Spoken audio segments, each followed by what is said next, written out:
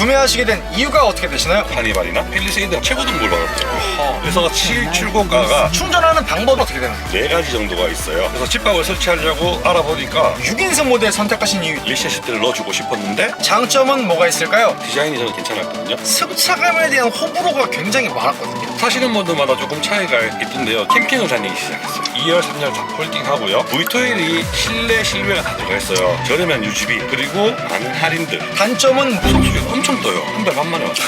부품이 없어서 충전 문제. 10km 넘게 걸려 있어요. 저는 그냥 전동 넣어도 되거든요. 결함 아니냐? 직접 구면을 망설이게 된 건 사실이에요. 근데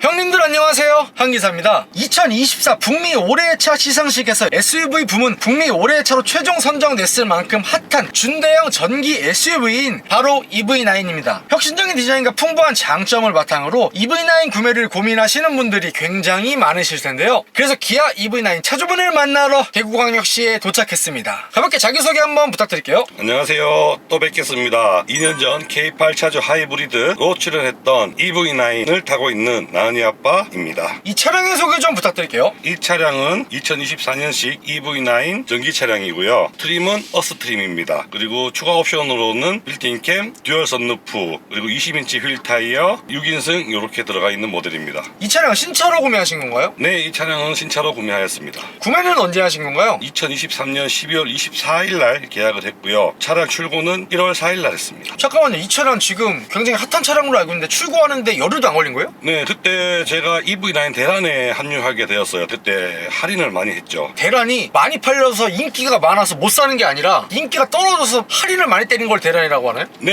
이 EV9 대란은 그렇게 하고 있습니다. 죄송합니다, 지금 오랜만에 뵀는데 제가 지금 차주님의 지금 치부를 드러내는 것 같아서 약간 마음이 아픈데, 이 차량이 처음에는 사전 계약도 많이 됐었고 했는데 차량 가격이 워낙 높게 나오다 보니까 구매 취소하는 분들이 많아져서 재고가 많이 쌓이게 되었어요. 그러다 보니까 이제 기아 측에서는 빨리 재고를 처분하기 위해서 차량을 할인해서 내놓게 된 거예요. 처음에는 임원들에게 먼저 했다가 그래도 안 나가니까 일반인들에게까지 다 확대해서 할인하게 된 겁니다. 구매 가격은 어떻게 되나요? 일단 차량 가액만 8,282만 원 정도고요. 옵션 포함해서요? 아니요, 옵션 별도고요.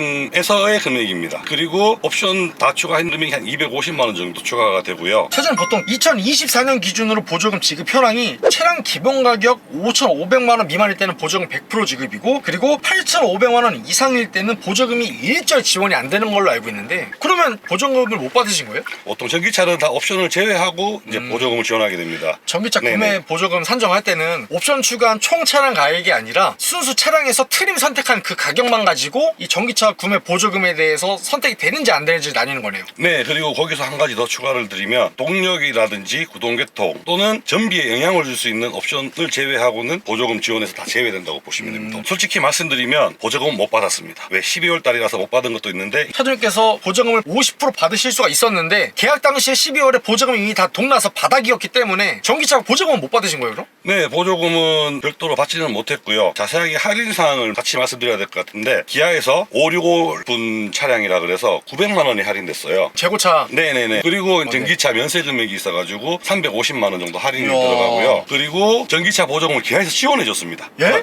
기아에서 지원을 해줬어요. 아 잠깐만요, 전기차 보조금이 나라에서 지원이 다 동나서 끝났는데 그 금액만큼 기아차에서 지원을 해줬다고요? 네, 그게 이제 지역별로 약간 상이하긴 했는데요. 대구 같은 경우는 저는 450만 원을 지원받았습니다. 지금 이게 말이 되나요, 이게? 많이 급했는가 봐요. 그리고요, 또 저희 회사 협력사 팬사 기간이라서 3%를 해서 220만 원 정도 할인을 또 받고요. 그리고 현대카드 세이브 오토로 50만 원. 그렇게 하니까 면세 금액까지 하면 한 1,950만 원. 그래서 7출고가가 6,600만 원이고 시등록세가 300만 원 정도 나왔습니다. 그래서 6,900만 원에 이 차량을 구매하게 되었습니다. 2천만 원 깎고 들어가면 이거 은근히 땡기는데요? 구매가 당기는데요? 네, 저도 처음에는 사전 계약을 하려고 그랬어요. 그런데 너무 비싸게 나온 거예요. 그래서 포기를 하고 있다가 갑자기 이 대란이 생겨서 저도 합류하게 된 거죠. 현재 총 주행거리는 어떻게 되나요? 지금 약 3,400km 정도 타고 있습니다. 그 전에 타시던 차는 어떤 차 타셨나요? 처음에는 제가 SM7 뉴아트 3.5 가솔린 모델을 탔었고요. 그 다음으로는 QM6 LPG 모델, 다음으로는 K8 하이브리드를 타게 되었죠. 차주님께서 지금 모든 뭐 내연기관부터 전기차까지 모두 다 섭렵하고 다 타보신 거네요. 디젤차 빼고는 거의 다 타봤다고 생각합니다. 그렇기 때문에 전체적으로 이 전기차에 대해서 냉철하게 분석 좀 부탁드릴게요.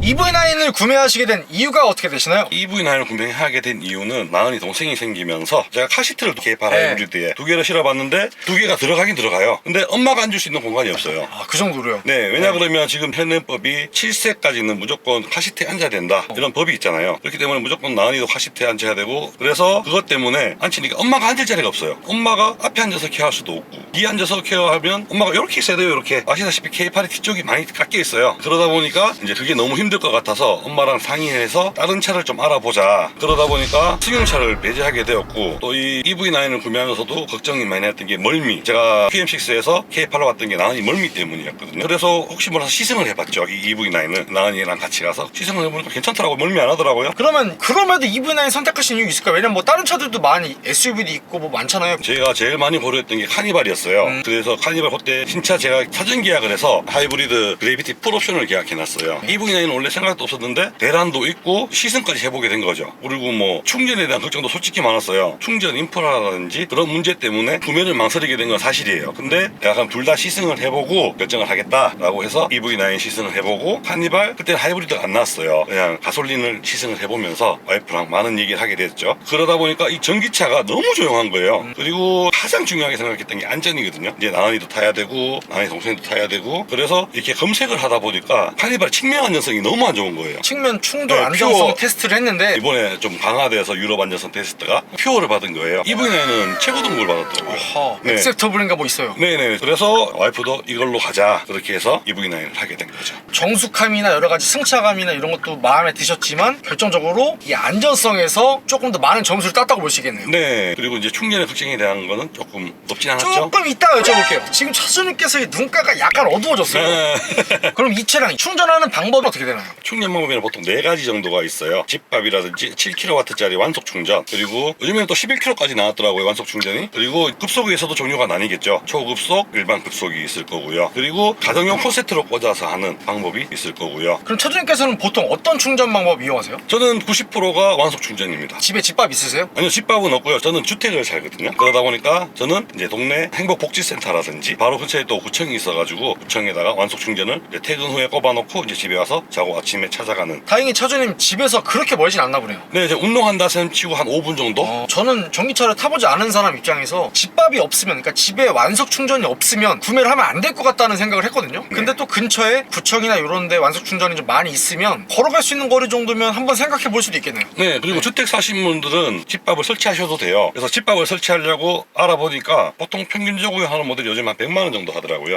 생각보다 비싸진 않네요. 근데 거기서 한정 불입금이 있어요. 5kW, 7kW, 11kW까지 선택을 할 수 있는데 평균적으로 많이 쓰는 게 7kW예요. 근데 EV9 같은 경우는 배터리 용량도 크다 보니까 5kW는 너무 작고요. 그렇죠. 7kW 정도는 해야 되거든요. 그렇게 불입금을 넣으면 전봇대가 있는 집 기준으로는 한 70만 원 약간 안 되게 나와요. 근데 전봇대가 없는 매리평 지역에 사시는 분들은 왼발은 조금 안 되게 나오더라고요. 전원주택에서 네. 기계 설치하면 한 170에서 200만 원. 네, 그 사이를 보셔야 돼요. 그러면 차주님 충전 시간 어떻게 되나요? 제가 거의 완속을 90% 이상 위주로 하다 보니까 또 EV9의 배터리가 너무 커요. EV9 배터리 용량이 약 100kW, 정확히는 99.8kW 아닌가요? 네, 맞습니다. 그래서 충전을 완속을 하다 보면요, 제가 한 20%대 보통 이렇게 충전을 하게 됩니다. 그러면 14시간 정도. 그 정도, 전 죄송한데 그 정도 오래 걸리는 거 아니에요? 막 7, 8시간 정도 걸리는 줄 알았는데. 후배 얘기 들어보면 완속 꼽아도 니로 같은 경우는 배터리 용량이 뭐 50km 정도 좀 넘다 보니까 한 7, 8시간 안 걸린다 그러더라고요. 배터리 용량이 많으니까. 보통 한 8, 90kW 정도로 충전하게 돼요. 그러다 보면 충전 시간이 어마어마하게 걸리더라고요. 그리고 급속 충전 충전 같은 경우 제가 딱 2번을 해봤어요. 그래서 EPC나든지 뭐 들어가면은 꼽으니까 이제 2가지가 뜨더라고요. 급속, 초급속이 뜨던데 제가 그래서 라면 한 개 먹고 싶어가지고 급속을 눌러서 100kW 꼽으니까 30%에서 80%까지 29분이 걸리더라고요. 배터리 용량이 99.8kW니까 네. 급속 충전이 100kW면 30%에서 80%까지 뭐 한 29분 말이 되네요. 네네. 그래서 라면 먹고 화장실 갔다가 커피 한 잔 먹으려고 그러는데 다 됐다고 문자가 오는 거예요. 그래서 아 이거 초고속 눌러놨으면 큰일 날 뻔했구나. 초고속 충전은 막 400km 심지어 뭐 800km짜리도 있지 않나요? 한국에는 그게 보급형이 안 된 것 같아요. 지금 EP 정도 들어가면 한 300kW까지는 제가 받는 것 보신 것 같아요. 같아요. 네네. 300km면 진짜 속도가 어마어마하긴 하네요. 네, 근데 그게 너무 빠르면 배터리에 무리가 가다 보니까 사용 설명서에서 완속 충전을 권유한다라고 많이 되어 있거든요. 근데 완속 충전은 이렇게 급속 충전하고 틀려서 계속 일정하게 가요. 그러니까 뭐 80% 지났다고 해서 늦게 가는 게 아니고 그냥 20%에서 100%까지 같은 속도로 가기 때문에 크게 문제가 없고요. 그냥 이 개념으로 보시면 돼요. 다들 똑같이 얘기하시더라고요. 전기차 모시는 분들은 5시 퇴근하면 충전기 꽂고 집에 가면 6시도 안 되거든요. 그러면 이제 그때부터 12시간만 해도 제가 6시 출근하니까 어느 정도 다 차 있다고 보시면 돼요. 그리고 제가 뭐 굳이 사용을 하진 않지만 콘서트형도 있더라고요. 일반 콘센트를 꽂아가지고. 근데 그게 잘못하면 또 전기 폭탄도 맞을 수 있다 그러더라고요. 보통 가정용이 3kW 같은데 그걸 넘어가게 되면 누진세가 붙기 때문에 저는 굳이 뭐 구매하거나 비상용으로 이렇게 사두진 않았거든요. 그 콘센트가 네. 보통 한 2.5kW 정도 되더라고요. 네, 그래서 EV9 같은 경우는 그거를 꼽으면 제가 볼 때 한 3, 4일 걸릴 것 같아요.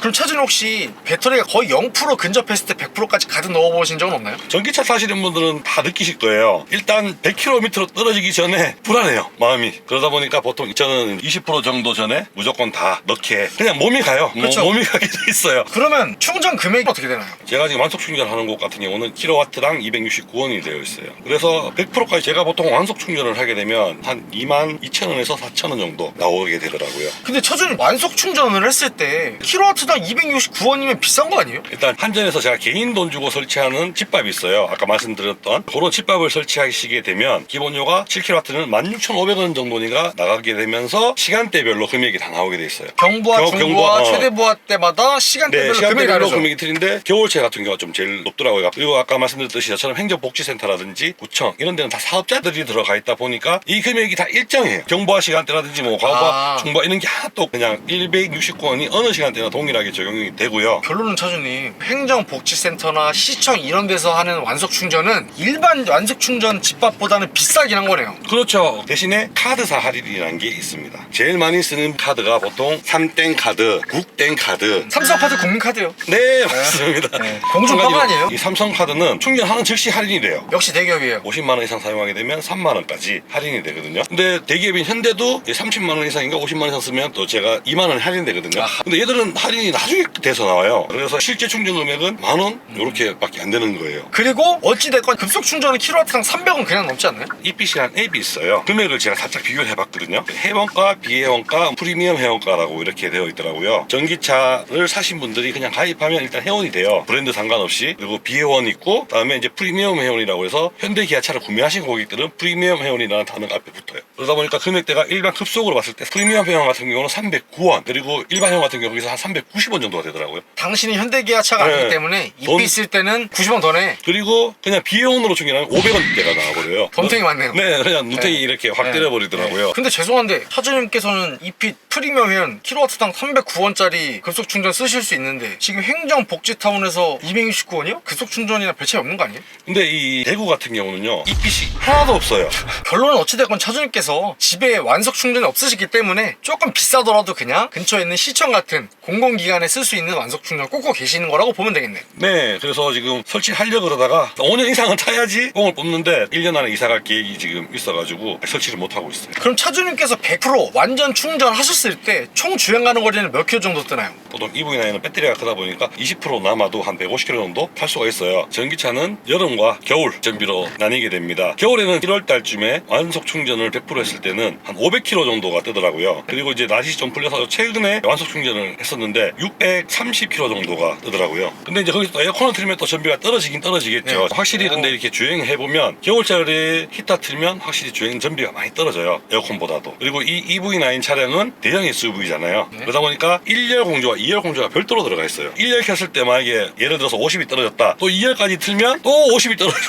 그래서 전비가 갑자기 훅 떨어지는 그런 마법을 볼 수가 있고요. 여름철 이제 날씨 좀 따뜻하고 에어컨 트니까 1, 2열 다 틀어도 그렇게 많이 떨어지진 않더라고요. 제가 느끼기 체감상으로는 겨울에 100 떨어졌다면 그러면 한 50 정도? 두 개 다 틀었을 경우에는. 그리고 이 차량 6인승이랑 7인승이 있는데 6인승 모델 선택하신 이유 있을까요? 좀 가슴 아픈 사연인데요. EV 라인 대란 때 구매했다고 말씀드렸잖아요. 눈물의 폭탄 세일. 제가 거의 끝물에 계약을 하게 됐거든요. 근데 그때는 옵션 선택이 할 수 있는 그게 없었어요. 그리고 제가 원했던 게 빌트인 캠을 꼭 넣고 싶었어요. 딱 요 모델만 지금 차고 있는 이 차만 딱 빌트인 캠하고 썬루프하고 그게 6인승인 거예요. 그래서 어쩔 수 없이 이제 6인승을 선택하게 됐고 걔 옵션 장난 되게 심하거든요. 4륜 가지 않고 2륜에선 기본 6인승밖에 선택이 안 되잖아요. 네. 기본 시트, 스위블 시트, 릴렉션 시트 세 가지가 선택할 수가 있는데 네, 4륜을 넘어가야지만 스위블 시트라든지 릴렉션 시트를 선택할 수 있었거든요. 그래서 저는 솔직히 뒷자리를 애들도 타고 와이프도 타니까 릴렉션 시트를 넣어주고 싶었는데 아예 선택조차 할 수 없는 상황이었고 또 릴렉션 시트 같은 경우는 장단점이 다 있더라고요. 릴렉션 시트는 풀폴딩이 안 돼서 차박을 하기가 힘들어요. 저는 차박도 해야 되니까 그냥 만족하면서 쓰고 있습니다.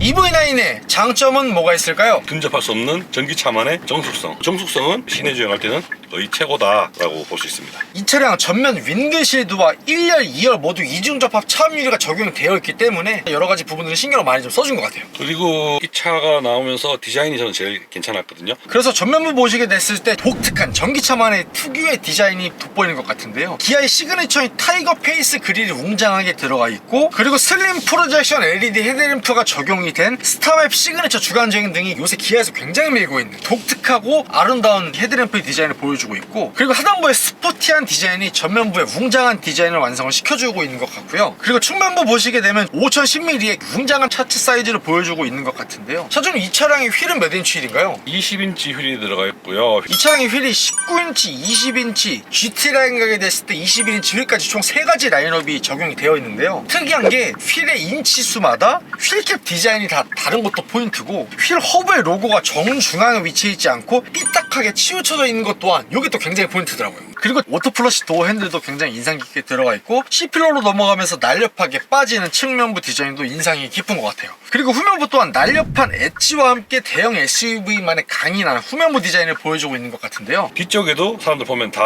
한 번씩 얘기하시다고 볼보 샀냐? 이런 얘기를 한 번씩 하시는데 볼보랑은 약간 틀린 게 여기 옆에 게 더 나와 있는 거 요 정도 틀리긴 하지만 볼보요? 네.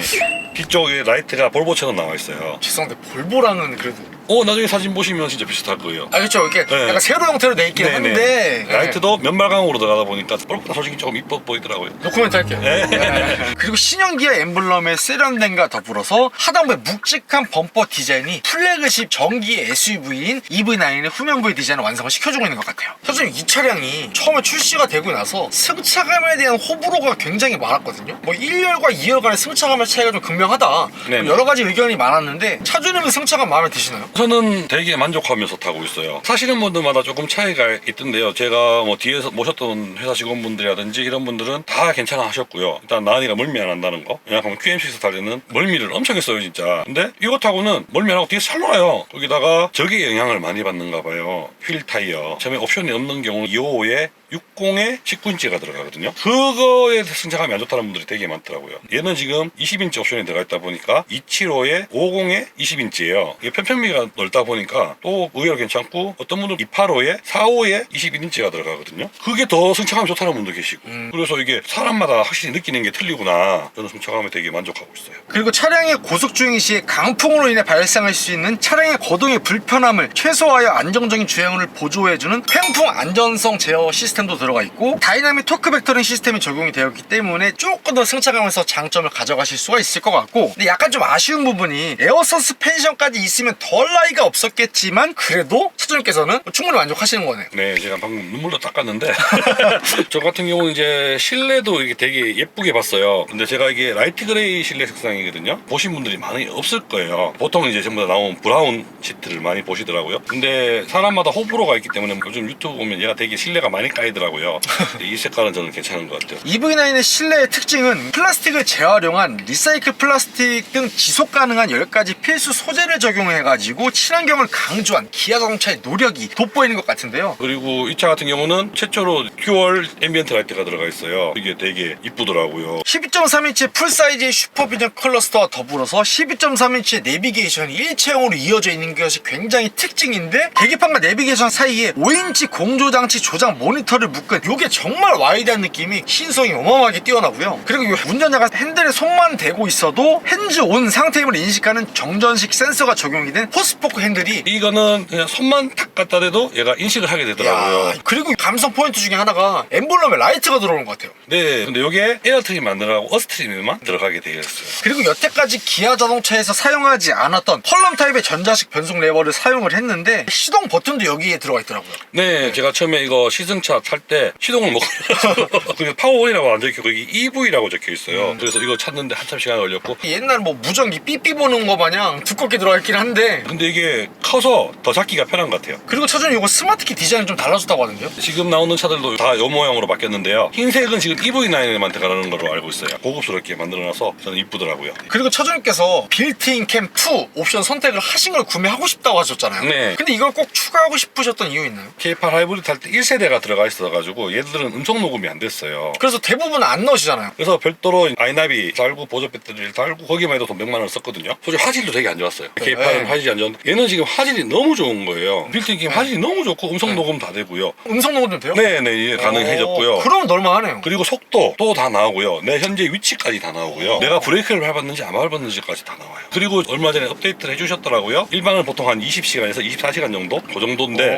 빌트인 캠을 최장 120시간까지 녹화할 수 있어요. 어허. 이 기본 밑에 있는 배터리를 끌어와서 그렇게 해서 시간이 엄청 길어졌어요. 사실 그리고 이 차량 14개 스피커가 들어간 메리디안 옵션이 안 들어간 걸로 알고 있는데, 여기 메리디안 사운드 박혀있는 건 뭐예요? 요거는 제가 개인적으로 그냥 간단하게 다이를 한 건데요. 예? 그냥 현대 기아 부품점 가시면 한 짝에 4만 원인가? 껍데기만 갈아인가요 그럼? 네, 요 껍데기 통으로 다 갈아예요. 사실 이 정도 정성이시면 엠블럼 브랜톤으로 바꾸셔야 되는 거 아니에요? 아니 근데 이게 일반 스피커에는 요게 같은 컬러로 나와요. 밑에는 지금 일반 스피커인데도 이 통짜로 크롬이 들어가는데 위에랑 너무 개입 차이가 나더라고요. 그리고 이 차의 장점은 차가 넓어요. 넓다 보니까 제가 이제 캠핑을 다니기 시작했어요. 나은이 엄마랑 캠핑을 다니기 시작했는데, 저희가 여기 뒤에 뒷시트 2열 3열 다 폴딩하고요. 그 상태로 그냥 3명이 누워도 충분한 자리가 나오고 있더라고요. 그래서 이제 전기차잖아요. 어스 모델이다 보니까 V12이 실내 실외가 다 들어가 있어요. 그래서 히타도 여기 유틸리티 모드로 들어가서 그러면 이제 히타 공조기만 사용할 수 있게 되거든요. 일반 가솔린 같은 내연기관 차량으로 차박 캠핑 하시려고 하면 네. 에어컨이나 아니면 히터 틀려고 하면 시동을 켜야 돼요. 근데 하지만 전기차는 네. 시동이 꺼진 상태에서도 에어컨이나 히터를 켤 수 있는 그게 어마어마한 장점이잖아요. 네, 어닝 쳐놓고 거기서 이제 먹고 놀고, 여기서 자면서 히터를 틀고 자고. 저는 배터리가 되게 많이 딸 줄 알았어요. 걱정했거든요. 거의 밤새요, 이렇게. 다음날 아침 텐트 다 걷을 때까지 11시 정도까지 켰는데 20% 정도밖에 안 달았더라고요. 실내, 실외 말씀하셨던 V2L을 사용하실 수가 있기 때문에 각종 전자기기라던가 뭐 여러가지 음식 해먹을 수 있는 그런 여러가지 장점들이 있는 거고, 그리고 전기차 전용 플랫폼인 이 GMP가 적용이 되어 있기 때문에 조금 더 넓어진 큰 실내 공간이 여러가지 장점을 복합적으로 느끼실 수가 있는 거죠. 그리고 앞에 프렁크가 있잖아요. 근데 이 2륜 프렁크는 4륜보다 엄청 넓어요. 프렁크 사이즈도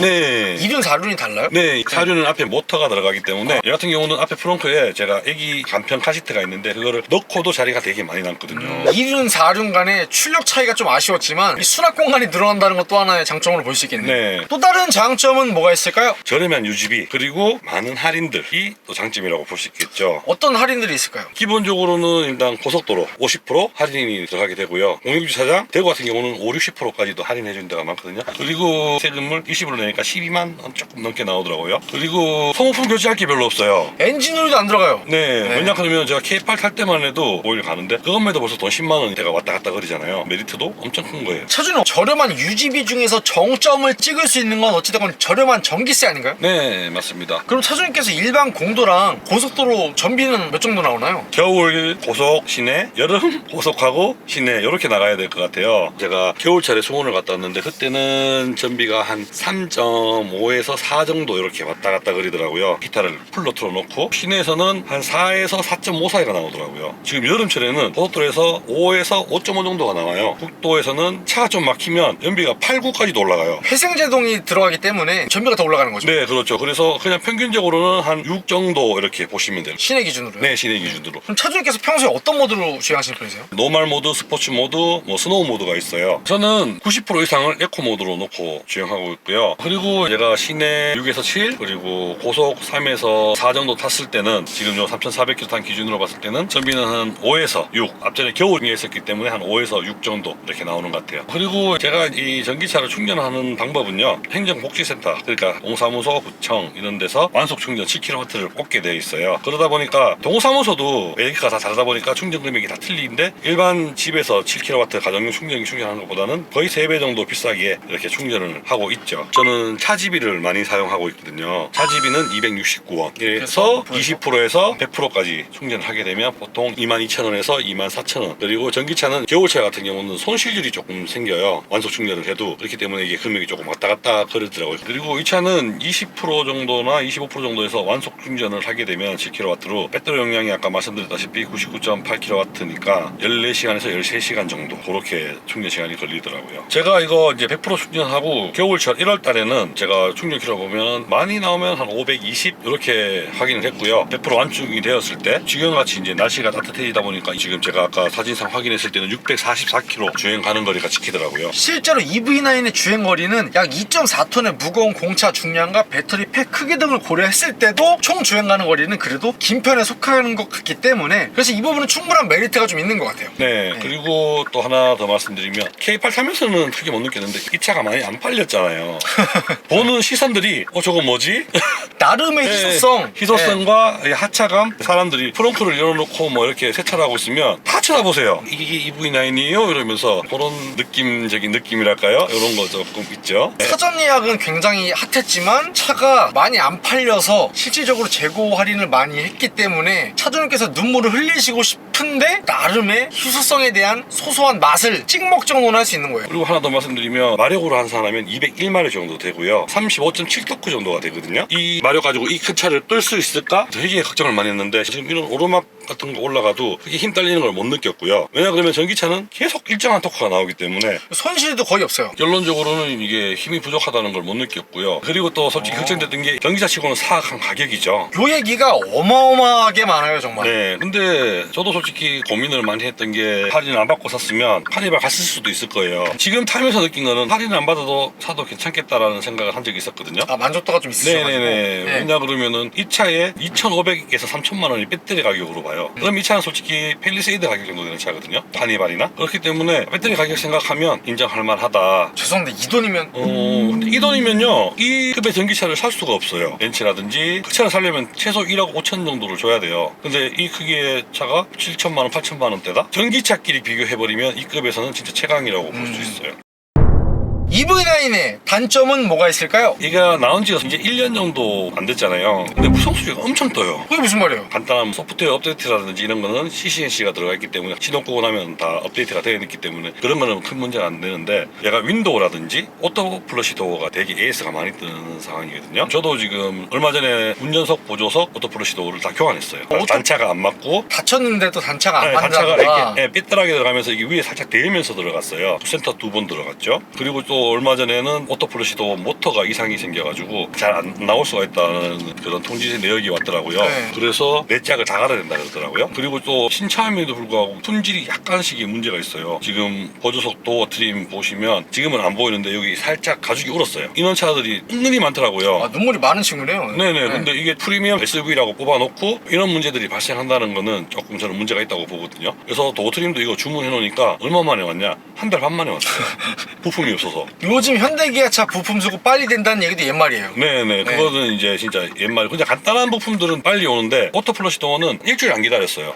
부품들이 오는데. 근데 얘는 문자 도어 트림은 인기 잘 그런 분량이 많이 안 났는지 이제 한 달 반 기다려서 그게 좀 아쉽더라고요. 사실 제가 알기로 EV9이 출시됐을 초창기 때만 해도 이런 문제가 조금 결함 아니냐. 주행 중 동력 상실 문제라던가 아니면 뭐 에어컨 가동 시에 2열 내부 이슬이 맺히는 뭐 결로 현상 같은 것들이 조금 문제가 있었는데 차주님은 당첨 안 되셨나요? 네, 저는 어차피 12월 달에 차를 계약했기 때문에 올해 1월 달에 받으면서 얘들이 벌써 소프트웨어를 업데이트 다 해서 내보내주더라고요. 거기에 대해서는 저는 아직까지 문제를 못 느꼈어요. 또 다른 단점은 뭐가 있을까요? 어떻게 보면 전기차를 타면서 가장 민감하게 생각하면서 스트레스 받는 부분이라고 할 수 있어요. 솔직히 불편한 게 충전 문제겠죠. 사실 저는 지금도 하이브리드 가면 같지 전기차에 감히 숟가락도 못 얹을 생각하는 이유가 저는 성격이 너무 급해요. 그래서 사실 주유소에서 한 3, 4분 기다리고 줄 서 있는 거 싫어요. 저는 완속 충전은 말도 안 되고요. 급속 충전 3, 40분 기다리는 거? 근데 맞아. 전기차 저 그것도 못 참을 것 같거든요. 해보니까 불편한 거는 완속 충전은 불편함을 못 느껴요. 충전을 보통 2주에 한 번 이렇게 하기 때문에 거기에 대해서는 크게 못 느끼는데 장거리 갈 때 휴게소에 어디 있나 따져봐야 되고. 요즘 좋은 게 여기 내비게이션을 키면 중간중간에 다 설명을 해줘요. 충전소가 어디 있다, 가다 보면 여기는 급속이 있다, 완속이 있다, 또 도착 시에 도착하면 근처에 충전소가 있는데 거기까지 가시겠냐. 이 양반들도 충전 제대로 못하면 나가리 되는 거 알기 때문에 여기서 이 시스템에서 자체적으로 충전소 여기 근처에 몇 개 있어요. 조금 배려를 해주려고 노력하네요. 또 무료 충전 서비스가 있어요. 그러면 내가 배터리가 거의 없을 정도 되면 여기 보시면 여기 기아 응급 콜링센터 있죠. 거기 전화를 하시면 또 출동이 와요. 다음 충전소까지 갈 수 있는 만큼은 충전을 또 해주게 돼 있거든요. 확실히 차주님께서 뭐 차박 캠핑도 다니시고 하는데 장거리 가실 때 충전에 대한 계산을 해야 되는 스트레스는 분명히 있는 거네요. 맞아요. 대신에 단점이 한 개 더 있는 게 아주 중요한 거예요. 내가 대구 지역 살면서 타 지역을 넘어가잖아요. 앱을 보시면 아시겠지만 한 10개가 넘게 걸려 있어요. 그게 무슨 말이에요? 충전기 회사가 테슬라처럼 테슬라만 한 개 딱 있는 게 아니고 차지비, 채비, 무슨 충전, 무슨 충전기. 부산 쪽에는 또 얘들보다 더 많이 쓰는 충전기, 서울 쪽에 또 다른 충전기 있다 보니까 결국에는 회원가에 반하면 금액이 확 올라가거든요. 전국적으로 지역마다 충전 기기별로 금액이 다 다른데 네. 다른 지역 가서 그 지역 충전기 어플을 가입을 안 해놓으면 비회원으로 쓰게 됐을 때 금액이 워낙 비싸니까 그 어플도 하나하나 다 관리해야 되고 그런 여러 가지 스트레스가 있긴 있네요, 확실히. 네, 요즘엔 또 통합 어플을 만들어주는 데가 생겼더라고요. 대신에 거기는 예를 들어서 아까 제가 차지비가 269원이었는데 근데 이 어플을 쓰면은 300원대가 돼버리는 거예요. 와, 네. 벌써 머리 아파요. 그리고 여기 보시면 카드 꽂는 데가 보이시죠? 카드가 지금 한 10대 개 꼽혀 있어요. 근데 보통 요즘에는 어플리케이션으로 이렇게 다 하게 돼 있지만 그래도 안 되는 장비들이 또 있긴 있어요. 그럼 또 카드 이렇게 갖다 대야 되고 또 전기차 사시는 분들은 제일 먼저 해야 될 게 환경부부터 가입하셔야 돼요. 그건 뭐예요? 환경부 카드가 없으면 다른 어플리케이션 가입을 할 수가 없어요. 내가 전기차를 탄다 이런 걸 확인해 주는 게 환경부 카드거든요. 기본적으로 이게 다 여기 세차 카드구나. 이게 저도 많아서 막 헷갈리는데 카드가 지금 한두 개가 아니에요. 네, 이렇게 환경부 카드를 받으셔야지 이제 다른 어플리케이션을 사용할 수 있고 팁을 한 개 드리면 이 환경부 카드는 차가 없어도 받으실 수가 있어요. 차를 내가 계약해 놓은 상태면 차 넘버를 넣으라고 나오면 000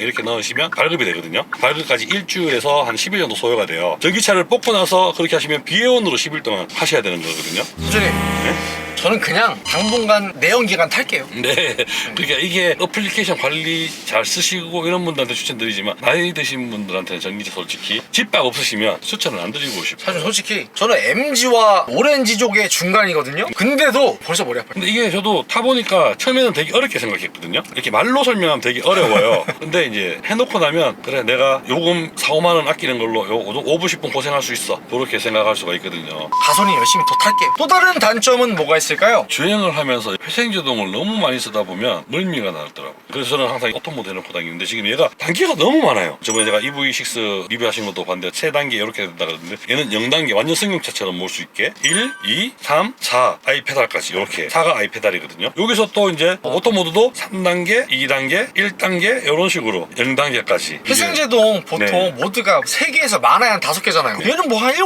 8개 되네요. 저는 그래서 차라리 오토 3단계 정도 놓고 쓰거든요. 아니 오토도 그냥 오토지. 오토 1단계, 2단계, 3단계는 네, 뭐예요? 오토도 이게 조정이 돼요. 그러니까 이게 애들 태우면 보통 오토 2단계 정도, 혼자 타면 3단계 정도, 그리고 운전이 좀 재미가 심심하다 그러면 아이페달 한 번씩. 아이페달은 저는 가능하면 어떤 운전자분이든 추천 안 드려요. 왜냐하면 우리가 벌써 이 3, 40년, 나이 드신 분들은 4, 50년씩 운전하신 분들이잖아요. 그럼 벌써 브레이크 악셀이 이게 경계선이 지금 벌써 정해져 있어요. 생각 자체에. 저도 이거 한 번씩 아이페달 하다가 한 번씩 깜짝깜짝 놀라거든요. 제가 잘 못 밟아서. 내가 아이페달 했는지 모르고 그냥 이렇게 하다가 브레이크를 밟으면 이렇게 서버리는 거예요. 오, 확 쓰네요. 네, 그러니까 똑같이 밟고 차주님께서 사장님께서 말씀하신 게 아이페달 요 회생제동 모드 했을 때 급하게 쓰는 것과 더불어서 그걸 모르고 브레이크 밟으면 더 급하게 쓰니까. 네, 그리고 또 잘못 밟아서 내가 브레이크로 착각할 수도 있는 거죠. 그래서 저는 가능하면 아이페달을 안 쓰시고 그냥 3단계 정도.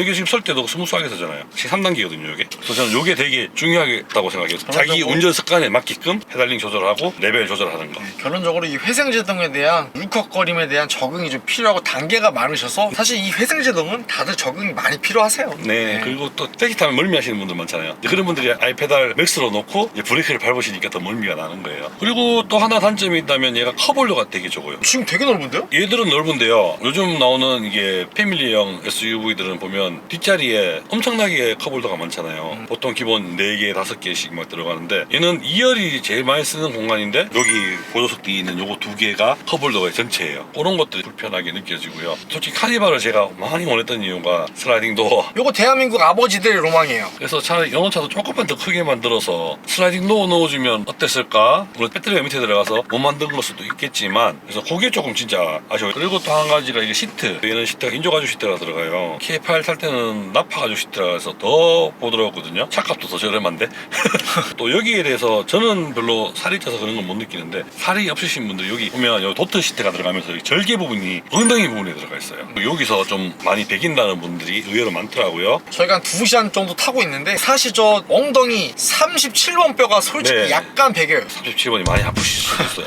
그리고 뒤에 3열 시트를 아무리 사륜이 안 들어간다고 해도 저는 그냥 전동 넣어줘도 되거든요. 수동으로 이렇게 당기고 이거는 좀 아닌 것 같아요. 착감만 봤을 때만 연세 다 빼고 8,200짜리인데 산타페만 가도 이거 자동으로 다 해주거든요. 시트 6인승만 넣어도. 근데 얘는 안 해줘요. 저는 옵션질 또 저 진짜 조금만 좀 더 신경만 써주면 진짜 더 바랄 것도 없고. 차주님, 그리고 이 차량 EV9의 굉장한 특징이 5인치 공조 조작 모니터를 묶은 요 파노라믹 디스플레이가 특징인데 핸들에 가려서 좀 안 보일 것 같은데 시야는 어때요 저거? 솔직히 안 보여요. 아, 실제로 가려요? 네, 여기서 보면 지금 어디까지 보냐, 여기 이게 20 다 보이고요, 바람 방향이 안 보이고요, 여기 바람 세게 안 보이고요. 네. 그런데 이제 좋은 거는 이렇게 가려도 플러스 버튼을 누르게 되면 이렇게 공조장치가 다 표시가 되면서 대부분 왼쪽 부분이 80%가 안 보이는데 네네. 20% 보이는 우측 상단에 플러스 버튼 같은 거 누르면 내비게이션에 전체 공조 조작을 띄워주네요. 그러니까 좌측 부분, 제 쪽 운전석 쪽은 80%가 가리고요. 그쪽이 근데 많이 쓰는 버튼이 아니에요. 그리고 이쪽이 제일 많이 쓰는 앞유리라든지 뒷유리 열선이라든지 뭐 실내 온도, 에어컨 이런 것들은 딱 보이게 다 해놨어요. 우측에 또 기가 막히게 보여요. 얘들이 머리 잘 썼더라고요.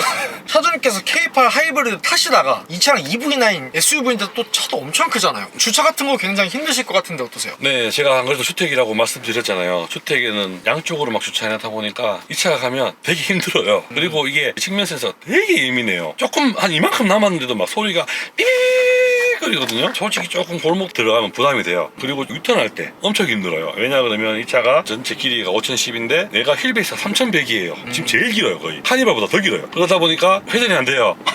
3차선에서는 거의 한 방에 회전이 안 돼요. 거기다가 또 얘가 축구방 충돌 보조가 들어가 있다 보니까 유턴하고 있는 중간에 그쪽 라인에서 차가 와버리면 서버려요. 그러다 보니까 그 끄고 싶은데 또 끄면 안전성이 문제가 생길 것 같아서 안 되고요. 그리고 차선도 여기 보시면 아시겠지만 거의 꽉 물고 가거든요.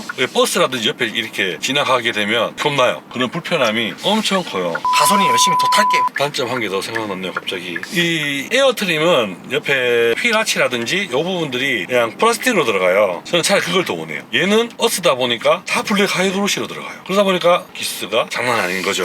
블랙 하이그로시는 뭐 그 맛에 타는 거예요. ABC 필러만 해도 이게 블랙 하이그로시 때문에 솔직히 스트레스 받는데 저게 세차할 때마다 막 스트레스를 받아요. 근데 이게 차라리 실내에 있으면 뭐 하겠는데 실내에 있으니까 답은 PPF 바뀌었는데 이거 다 하려면 돈이 1,200만 원씩 이렇게 얘기를 하더라고요. 차주님, 근데 개인적으로 EV9의 시그니처 디자인의 포인트라고 하면 스몰 큐브 LED 헤드램프와 디지털 패턴 라이팅 그릴이 적용이 된 스타일 패키지가 들어간 이 전면부가 시그니처라고 볼 수 있지 않을까요? 근데 왜 추가 안 하셨나요? 지금 또 눈물 여기 흘리고 있죠. 네, 세 방울 보이세요? 세 방울. 그게 시그니처 같아서요. 넣고는 싶었어요. 근데 선택할 수가 없었기 때문에 못 넣고요. 요즘에 이게 외부 업체에서도 작업을 하더라고요. 그래서 제가 알아보니까 분명히 한 300만 원대가 나와요. 배보다 배꼽이 커요. 네, 원래 150만 원짜리 옵션인데 라이팅만 바꾸는데 한 230만 원 정도 하더라고요. 그리고 또 저희가 카페 활동도 물론 하고 있으니까 확인해보면 디지털 패턴 라이팅 그린이 돌빵을 맞으면 깨진대요. 깨지면 수리비가 100만 원 정도 나와요. 그 스타일 패키지 들어갔을 때 디지털 패턴 라이팅 그릴이 적용이 되는데 그거 돌빵 맞아서 나가면 바로 100만 원. 카페 그것 때문에 PPF 붙이고 뭐 하시는 분들 되게 많은데 PPF 붙여도 센 거 맞으면 깨진다고 하더라고요. 그래서 안 하기를 잘했다. 그렇게 위안 삼는 거예요? 네, 눈물은 흘리고 있지만 그래도 네. 위안은 입은 살짝 웃을게요. EV9의 한 달 유지비는 어떻게 되나요? 지금 이 차 같은 경우는 총 거의 7천만 원 가까이 되는 금액을 일시불로 주고 사기는 조금 그런 것 같아가지고 제가 할부를 반 정도 하고요. 그래서 한 달에 한 70만 원 정도 할부금이 나오고 있고요. 몇 개월인가요? 당연히 남자는 60개월. 남자는 60개월이. 네. 그리고 차 보험료는 55만 원. K8 때는 얼마였죠? K8도 제가 한 58만 원? 큰 차이는 없네요. 자동차세는 12만 원 정도. 그리고 제가 시내 6에서 7, 그리고 고속 3에서 4 정도 탔을 때는 전비는 한 앞전에 겨울이 끼었었기 때문에 한 5에서 6 정도 이렇게 나오는 것 같아요. 그리고 지금 제가 3,400km 정도 타면서 충전 금액이 킬로와트당 269원짜리 동사무소 완속 충전을 이용하셨을 때 23만 원 정도 되더라고요. 카드 할인 받고 하니까 계산해 보니까 15만 원 정도 지금 제가 사용을 했더라고요. 실질적인 계산을 한 금액은요. 15만 원에 3,400km 타셨다. 네. 뽑았죠? 네.